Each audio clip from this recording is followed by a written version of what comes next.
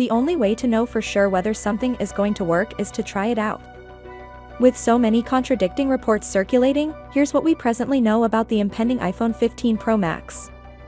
Several tipsters have speculated that the iPhone 15 Pro Max may include a curved design, which has been seen on leaked dummy units of the smartphone.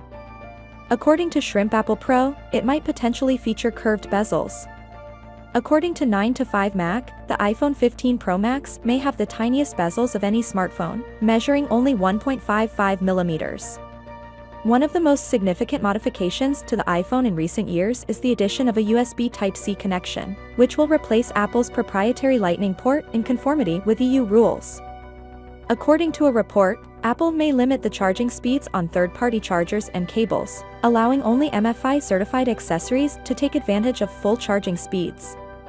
Furthermore, the iPhone 15 Pro Max is expected to have a titanium frame with haptic mid-switch, as shown in renders of the smartphone.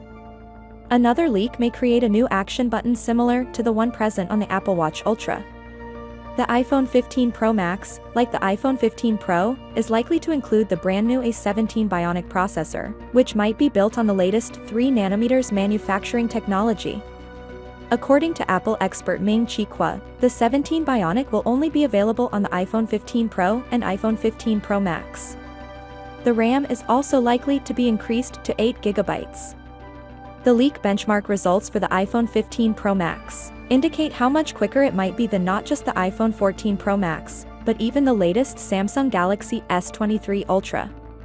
The iPhone 15 Pro Max has a claimed Geekbench 6 single-core score of 3019, whereas the iPhone 14 Pro Max and Samsung Galaxy S23 Ultra have scores of 2523 and 2000, respectively.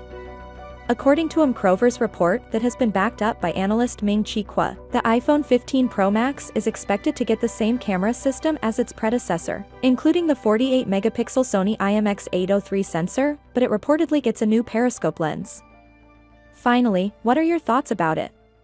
So without being said, let me know your thought in the comment below, and if you are new here, please subscribe. Peace out.